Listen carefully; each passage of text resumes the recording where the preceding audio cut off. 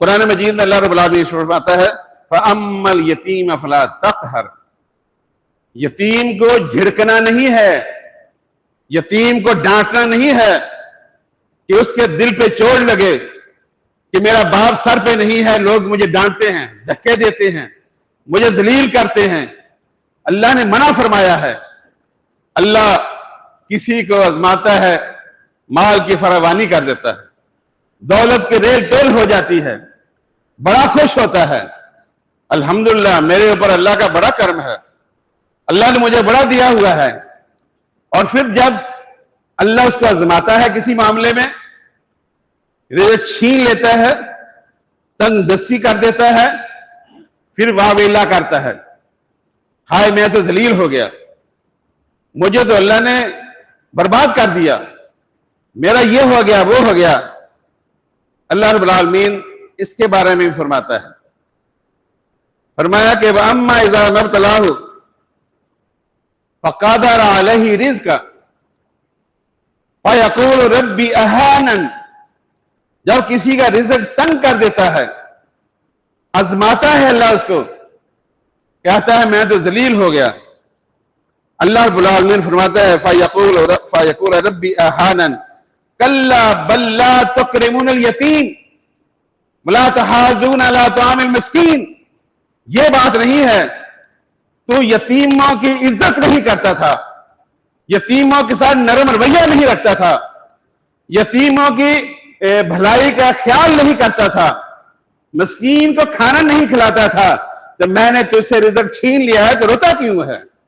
تیری اپنے ہی وجہ سے یہ سب کچھ ہوا ہے۔ تو لہذا یتیم کے ساتھ ہمیشہ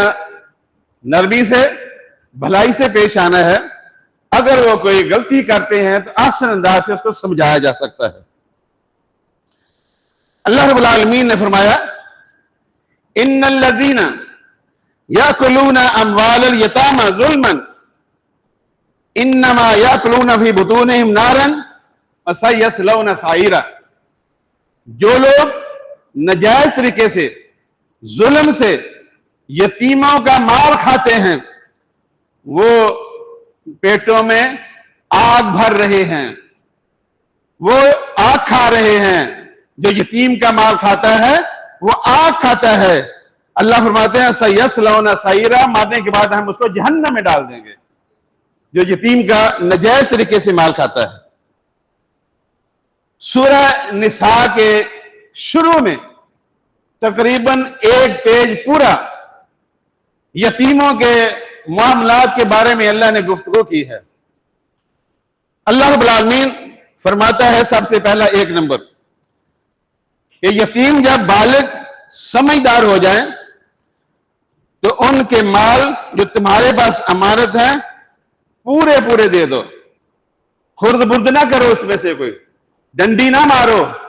جتنا ان کا مال ہے پورے کا پورا ان کے سپرد کر دو۔ اس کے آگے فرمایا یتیموں کے اچھے مال و اسباب کو اپنے خراب مال کے ساتھ نہ بدلو۔ اگر یتیم کی کھیتی ہے اور اس کا کھیت زیادہ سرسبز ہے اور تیرا کھیت اتنے کھیت سرسبز نہیں ہے،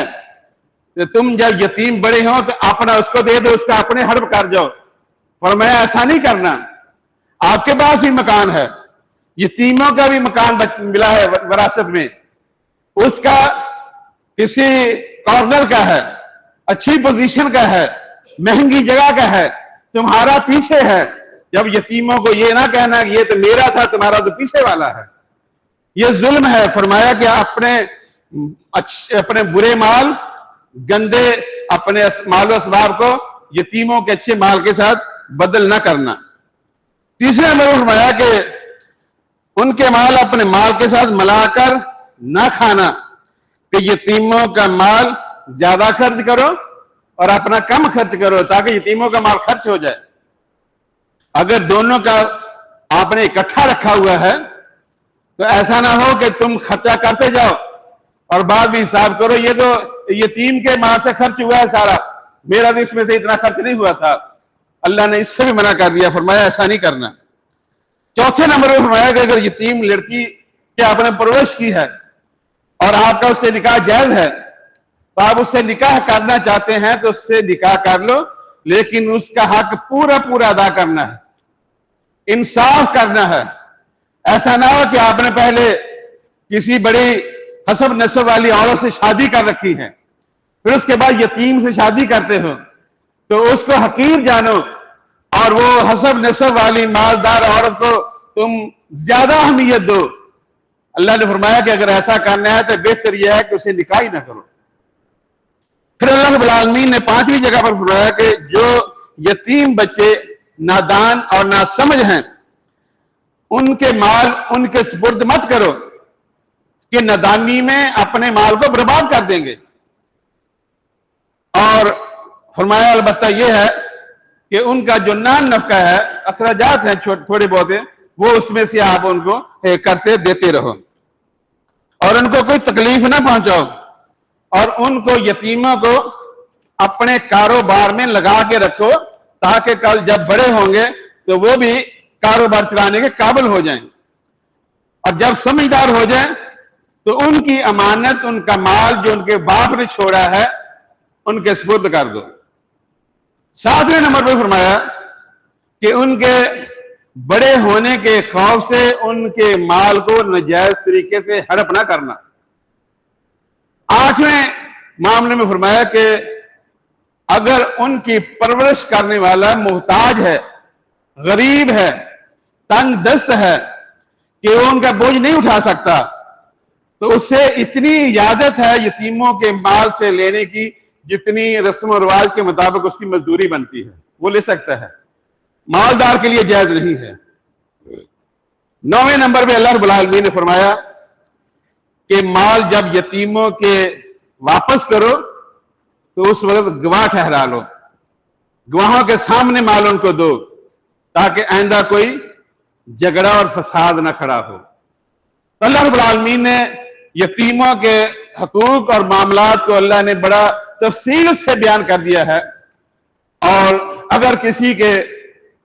زیر سایہ یتیم پل رہے ہیں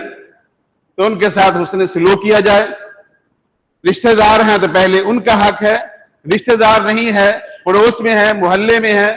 تو ان یتیموں کا ہر لحاظ سے خیال رکھنا ہم سب کی ذمہ داری ہے۔ کھانے کا، پینے کا، کپڑے کا، تعلیم کا،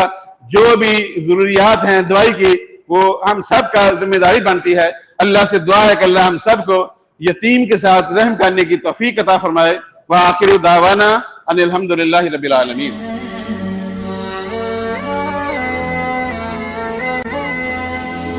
ہے